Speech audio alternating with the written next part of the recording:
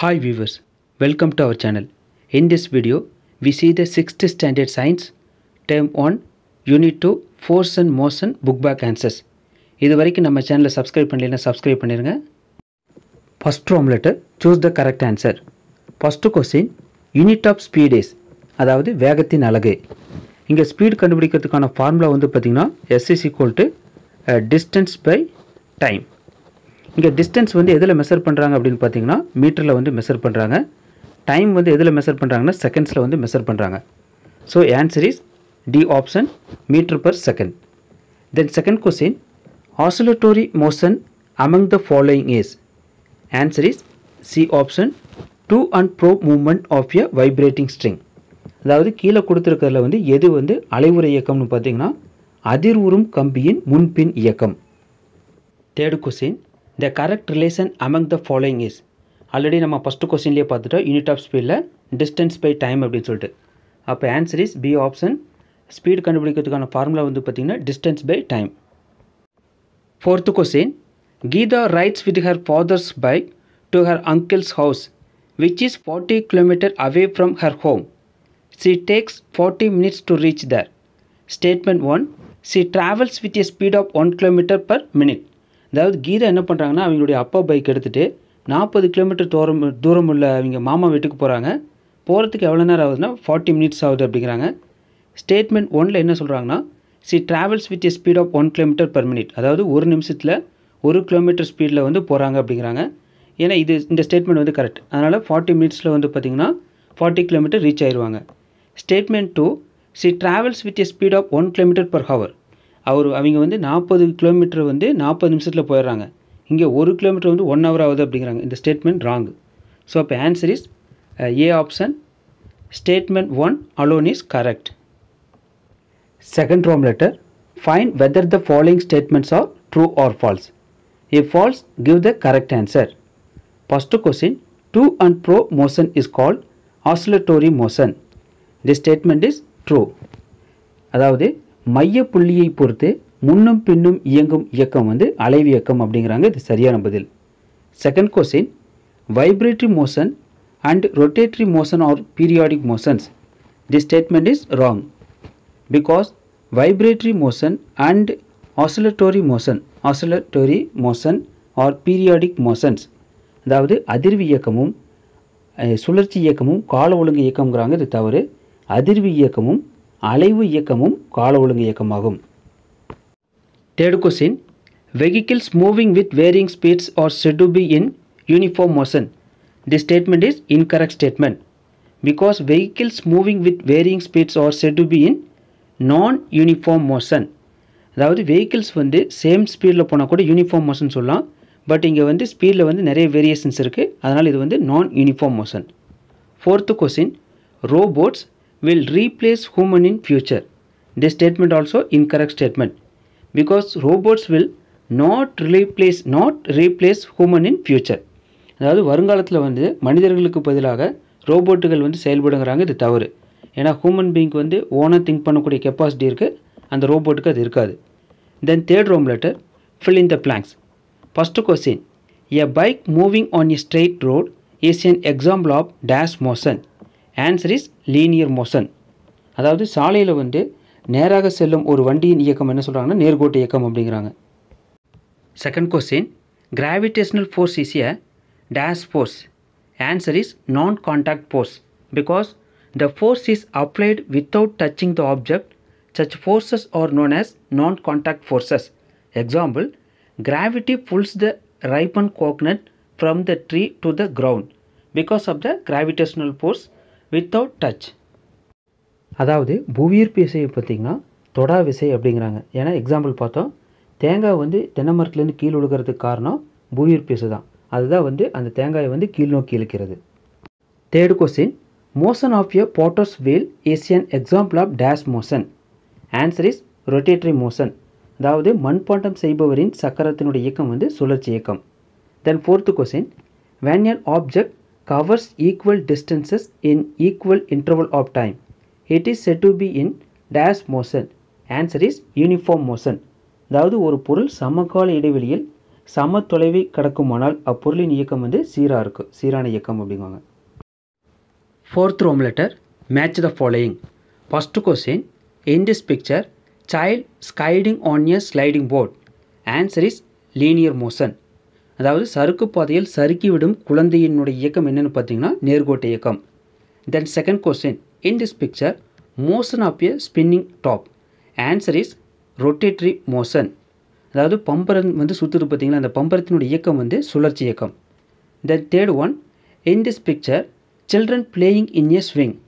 Answer is oscillatory motion. Oscillatory motion அதாவது ஊஞ்சலில் ஆடும் குழந்தைகளுடைய இயக்கம் எப்படி இருக்குன்னா அலைவு இயக்கமாக இருக்குது. Then fourth question, in this picture, swirling stone tied to the rope. It makes round shape. So answer is circular motion. அதாவது கைத்தில் வந்து பார்த்திங்கன்னா கல்லை கட்டி சுற்றினோம்னா அது எப்படி இருக்குன்னா ஒரு வட்டமாக இருக்குது. ஸோ அதான் என்ன சொல்கிறாங்கன்னா வட்டப்பாதை இயக்கம் அப்படிங்குவாங்க. Fifth question, in this picture, the tires rotate and makes a rotatory motion, but the car as such moves forward in a linear path. So answer is linear and rotatory motion. அதாவது காரினுடைய சக்கரம் வந்து பார்த்திங்கன்னா சுழலுது. So இதனால் இது வந்து rotatory motion. அதே டைமில் இது வந்து ஸ்ட்ரெயிட்டாக கார் போயிட்டே இருக்குது. இதனால் இது வந்து லீனியர் மோஷன், அதாவது நேர்கோட்டு இயக்கம். Fifth roman letter, analogy. First question, kicking a ball, contact force. Then falling off leaf dash. Answer is non-contact force because of gravitational force. அதாவது பந்தை வந்து உதைக்கிறது வந்து தொடு விசை, இலை வந்து கீழே விழுதல் வந்து பார்த்திங்கன்னா தொடா விசை. ஏன்னா அது வந்து புவியீர்ப்பு விசையின் காரணமாக மேலேருந்து கீழே விழுகுது. Then second question, distance measured by meter. Then speed measured by dash. Answer is meter per second. Then third question, circulatory motion. Example, a spinning top. அதாவது சுழற்சி இயக்கத்துக்கு எடுத்துக்காட்டு வந்து பார்த்திங்கன்னா பம்பரம் சுற்றுதல். Then oscillatory motion. Answer is swinging of a pendulum. அதாவது அலைவு இயக்கத்திற்கு எடுத்துக்காட்டு வந்து பார்த்திங்கன்னா தனி ஊசல் இயக்கம். Sixth roman letter, given below is the distance travelled by an elephant across a forest with uniform speed. Complete the data of the table given below with the idea of uniform speed. அதாவது யானை வந்து அந்த காட்டில் வந்து uniform ஸ்பீடில் வந்து அந்த distance வந்து பர்டிகுலர் டிஸ்டன்ஸ் வந்து க்ராஸ் பண்ணுது. ஸோ இங்கே வந்து டிஸ்டன்ஸ் அண்ட் டைம் கொடுத்துருக்குறாங்க. இதில் வந்து மிஸ் ஆன அந்த டிஸ்டன்ஸு டைமை வந்து நம்ம கண்டுபிடிக்கணும். இங்கே வந்து பார்த்திங்கன்னா யானை வந்து காட்டில் வந்து யூனிஃபார்ம் ஸ்பீடில் தான் போகுன்னு சொல்லிட்டாங்க. அப்போ ஸ்பீடு வந்து எந்த சேஞ்சஸ் இருக்காது. அப்போ இங்கே டிஸ்டன்ஸு டைமும் மட்டும்தான் சேஞ்ச் ஆகுது. ஸோ இதில் வந்து பார்த்திங்கன்னா ரெண்டுமே கொடுத்துருக்குற ஒரு பாக்ஸ்லேருந்து எடுத்துட்டோம்னா ஆவரேஜ் ஸ்பீட் கண்டுபிடிச்சிடலாம். ஸ்பீட் கண்டுபிடிக்கிறதுக்கான ஃபார்முலா வந்து பார்த்திங்கன்னா distance covered by time taken. So S is equal to D by T. அப்போ இங்கே டிஸ்டன்ஸ் என்னென்னா இப்போ ரெண்டாவது பாக்ஸில் என்ன கொடுத்துருக்காங்கன்னா 4 மீட்டர். தென் டைம் வந்து பார்த்திங்கன்னா 2 seconds. அப்போ speed is equal to 4 by 2.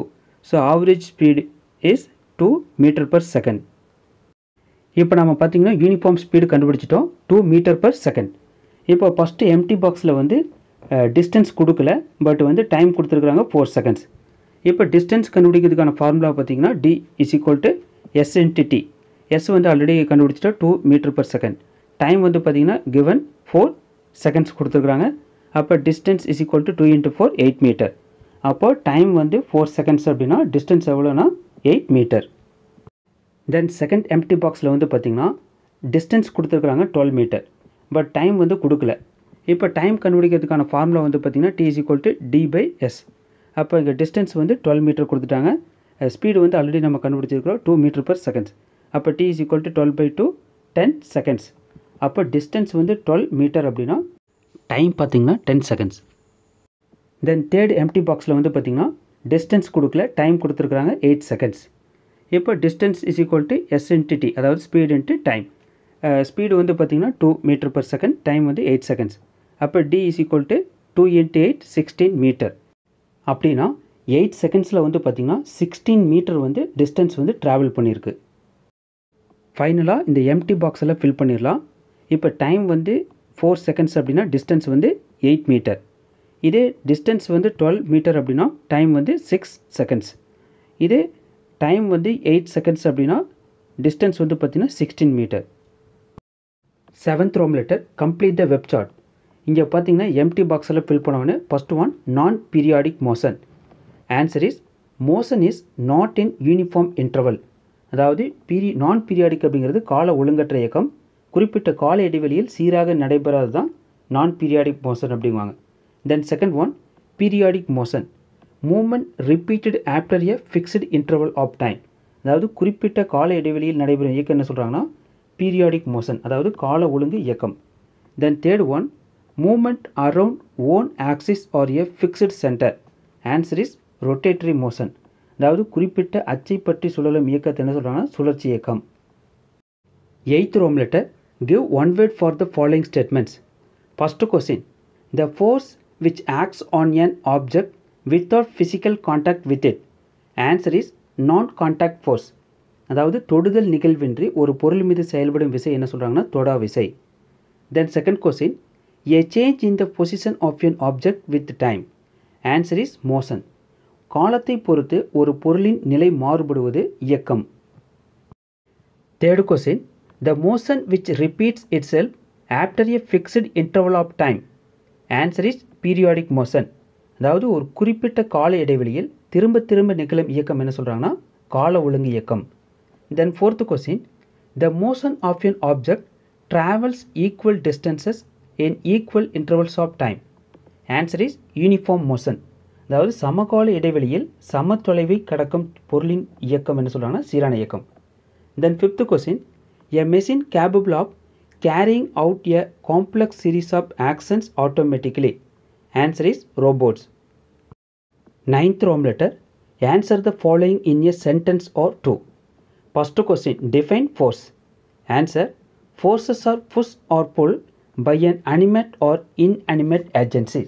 அதாவது பொருட்களின் மீது உயிருள்ள அல்லது உயிரற்ற காரணிகளால் செயல்படுத்தப்படும் தள்ளுதல் அல்லது இழுத்தலே விசை எனப்படும். Second question, name different types of motion based on the path. அதாவது பொருள் நகரும் பாதையை பொறுத்து இயக்கங்களை எவ்வாறு வகைப்படுத்தலாம். ஆன்சர், லீனியர் மோஷன் அதாவது நேர்கோட்டு இயக்கம், கர்வி லீனியர் மோஷன் அதாவது வளைவு பாதை இயக்கம், சர்க்குலர் மோஷன் வட்ட இயக்கம், தென் ரொட்டேட்டரி மோஷன் அதாவது சுழற்சி இயக்கம், ஆசிலரேட்டரி மோஷன் அதாவது அலைவு இயக்கம், then last one irregular motion அதாவது ஒழுங்கற்ற இயக்கம். Third question, if you are sitting in a moving car, will you be at rest or motion with respect your friend sitting next to you. Answer is, I am in rest with respect to my friend sitting in a moving car. அதாவது நீ இயக்கத்தில் உள்ள காரில் உட்கார்ந்திருக்கும் போது உன் அருகில் அமர்ந்திருக்கும் உன் நண்பனை பொறுத்து நீ என்ன நிலையில் இருப்பாயின்னு கேட்டால் ஓய்வு நிலையில். Fourth question, rotation of the earth is a periodic motion, justify.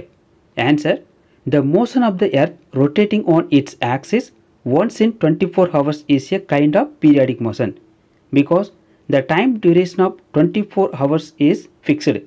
So, rotation of the earth is a periodic motion. அதாவது பூமியானது 24 மணி நேரத்திற்கு ஒரு முறை தனது அச்சில் சுழலும் இயக்கம் ஒரு வகையான கால ஒழுங்கு இயக்கம் அப்படிங்கிறாங்க. ஏனெனில் 24 மணி நேரம் என்பது நிர்ணயிக்கப்பட்ட கால இடைவெளியாகும். எனவே பூமியின் சுழற்சியானது கால ஒழுங்கு இயக்கமாகும். Fifth question, differentiate between rotational and curvilinear motion. அதாவது சுழற்சி இயக்கத்திற்கும் வளைவு பாதை இயக்கத்திற்குமான வேறுபாடு. First one, rotational motion, the moment of a body about its own axis like a rotating top. அதாவது சுழற்சி இயக்கம் என்பது ஒரு பொருள் அதன் அச்சினை மையமாக கொண்டு இயங்குதல். உதாரணம் பார்த்தீங்கன்னா பம்பரத்தின் இயக்கம். Next one, curvilinear motion, moving ahead but changing direction like a throwing ball. அதாவது பொருளானது முன்னோக்கி சென்று கொண்டிருக்கும் தனது பாதையில் தனது திசையை தொடர்ந்து மாற்றிக்கொண்டே இருக்கும். இந்த இயக்கம் தான் என்ன சொல்கிறேன்னா வளைவு பாதை இயக்கம்ங்கிறாங்க. உதாரணம் பார்த்தீங்கன்னா பந்தினை வீசுதல். 10th Rome letter, calculate. First question, a vehicle covers a distance of 400 km in 5 hours. Calculate its average speed. அதாவது ஒரு வண்டியானது 5 மணி நேரத்தில் 400 கிலோமீட்டர் தூரத்தை வந்து கடக்குதுன்னு வச்சுங்களேன். அப்போ வண்டியினுடைய சராசரி வேகம் என்னென்னு கேட்குறாங்க. ஆன்சர் பார்த்தீங்கன்னா ஆவரேஜ் ஸ்பீடு கண்டுபிடிக்கிறதுக்கான ஃபார்முலா வந்து பார்த்தீங்கன்னா distance covered by time taken. இங்கே டிஸ்டன்ஸ் வந்து பார்த்தீங்கன்னா 400 கிலோமீட்டர், டைம் டேக்கன் வந்து பார்த்தீங்கன்னா 5 hours. அப்போ 400 divided by 5. So answer is 80 km/h. So இது வந்து பார்த்தீங்கன்னா 1 ஹவருக்கு 80 km ஸ்பீடில் 5 மணி நேரத்தில் 400 கிலோமீட்டர் தூரத்தை வந்து கடந்திருக்கு. 11th Roman letter, answer in detail. First question, what is motion? Classify different types of motion with examples. Answer, change of position of an object with respect to time is known as motion. அதாவது motion அப்படிங்கிறது என்னென்னா இயக்கம். காலத்தை பொறுத்து ஒரு பொருள் தனது நிலையை மாற்றிக்கொள்வதை இயக்கம் அப்படிங்குவாங்க. இதில் வந்து கிளாசிஃபிகேஷன் வந்து பார்த்திங்கன்னா 3 மெயின் டைப்பாக பிரிக்கிறாங்க. Based on path, based on duration and based on speed. First type based on path, there are classified into different types. அதாவது இயங்கும் பாதையின் அடிப்படையில் இயக்கம் வந்து டிஃப்ரெண்ட் டைப்பாக கிளாஸிஃபை பண்ணியிருக்கிறாங்க. First one linear motion. Linear motion means moving in a straight line. அதாவது பொருளானது நேர்கோட்டு பாதையில் இயங்கும் இயக்கம் தான் என்ன சொல்கிறாங்கன்னா நேர்கோட்டு இயக்கம் அப்படிங்கிறாங்க. எக்ஸாம்பிள் பார்த்தீங்கன்னா a person walking on a straight path, free fall. Then second one curvilinear motion. அதாவது moving ahead but changing direction. அதாவது பொருளானது முன்னோக்கி சென்று கொண்டிருக்கும் தனது பாதையில் தனது திசையை தொடர்ந்து மாற்றிக்கொண்டே இருக்கும். இதைத்தான் என்ன சொல்கிறாங்கன்னா வளைவு பாதை இயக்கம்ங்கிறாங்க. எக்ஸாம்பிள் த்ரோவிங் பால், அதாவது பந்தை வீசுதல். Third one circular motion, moving in a circle. அதாவது ஒரு பொருள் வட்டப்பாதையில் இயக்குவது வட்டப்பாதை இயக்கம் அப்படிங்கிறாங்க. எக்ஸாம்பிள் வந்து பார்த்திங்கன்னா swelling stone tied to the rope. அதாவது கயிற்றை வந்து ஒரு முனையில் கல்லினை கட்டி சுற்றுவது. அப்போ வந்து பார்த்திங்கன்னா ஒரு சர்க்குலராக ஃபார்ம் ஆகுது. Then fourth one rotatory motion, the moment of a body about its own axis. அதாவது சுழற்சி இயக்கம் அப்படிங்கிறது ஒரு பொருள் அதன் அச்சினை மையமாக கொண்டு இயங்குதல். உதாரணம் பார்த்திங்கன்னா ரொட்டேட்டிங் டாப், அதாவது பம்பரத்தினுடைய இயக்கம். Fifth one oscillatory motion, moving back to the same position after a fixed time interval.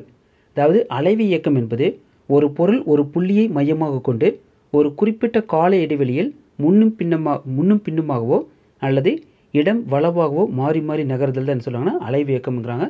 Example வந்து பார்த்திங்கன்னா ஸ்விங்கிங் ஆஃப் எ பெண்டுலம், அதாவது தனியூசலினுடைய இயக்கம். Then sixth one zigzag or irregular motion, அதாவது ஒழுங்கற்ற இயக்கம் அப்படிங்குவாங்க. Example motion of a bee, அதாவது அந்த தேன்பூச்சினுடைய இயக்கம். அது மட்டும் இல்லை movement of people in bazaar, அதாவது கூட்டம் மிகுந்த கடைத்தெருவில் மக்களினுடைய இயக்கம் இது. அதுக்கப்புறம் பார்த்திங்கன்னா motion of a flies and mosquitoes, கொசுக்களினுடைய இயக்கம் அல்லது ஈக்களினுடைய இயக்கம். இதெல்லாம் வந்து பார்த்திங்கன்னா irregular motion. Then second one based on duration, there are classified into 2 types, periodic motion and non periodic motion. First one periodic motion. Periodic motion is moment repeated after a fixed interval of time. அதாவது கால ஒழுங்கு இயக்கம் அப்படிங்கிறது என்னென்னு பார்த்தீங்கன்னா குறிப்பிட்ட கால இடைவெளியில் நடைபெறும் இயக்கம்.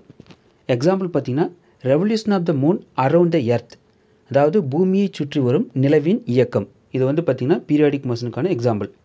Then second one non periodic motion. Motion is not in uniform interval.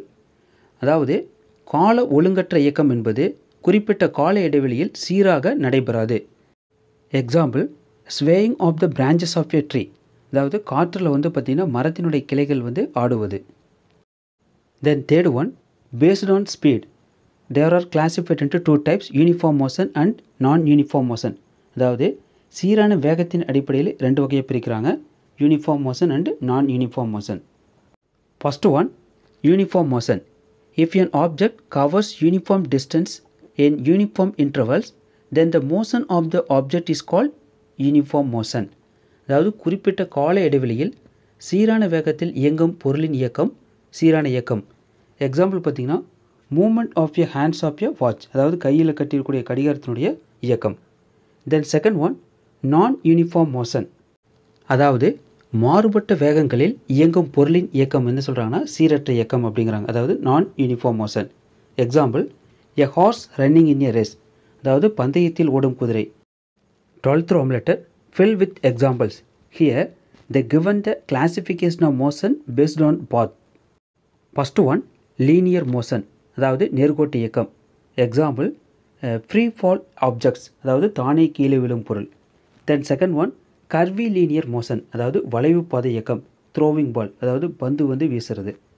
Then third one அவங்களே ஆன்சர் கொடுத்துட்டாங்க, செல்ஃப் ரொட்டேட்ரி மோஷன், அதாவது தற்சுழற்சி இயக்கம். Motion of wheel in a cart, அதாவது வண்டி சக்கரத்தினுடைய சுழற்சி. Then fourth one circular motion அதாவது வட்ட இயக்கம். Example revolution of the moon around the earth அதாவது பூமியை சுற்றி வரும் நிலவின் இயக்கம். Then fifth one oscillatory motion. Example waking tail of your dog அதாவது நாய் தனது வாலினை ஆட்டுதல். Then motion of water wave நீர் அலைகளின் இயக்கம். Then last one irregular motion அதாவது ஒழுங்கற்ற இயக்கம். Example motion of mosquitoes, motion of flies அதாவது கொசுக்களினுடைய இயக்கம், ஈக்களினுடைய இயக்கம். Then movement of people in bazaar அதாவது கூட்டம் மிகுந்த கடைத்தெருவில் மக்களின் இயக்கம். இதெல்லாம் வந்து பார்த்திங்கன்னா இர்ரெகுலர் மோஷனுக்கான எக்ஸாம்பிள்ஸ். தேங்க்யூ வியூவர்ஸ் ஃபார் வாட்சிங் மை வீடியோ. நம்ம சேனலை சப்ஸ்கிரைப் பண்ணாதீங்க, சப்ஸ்கிரைப் பண்ணிடுங்க.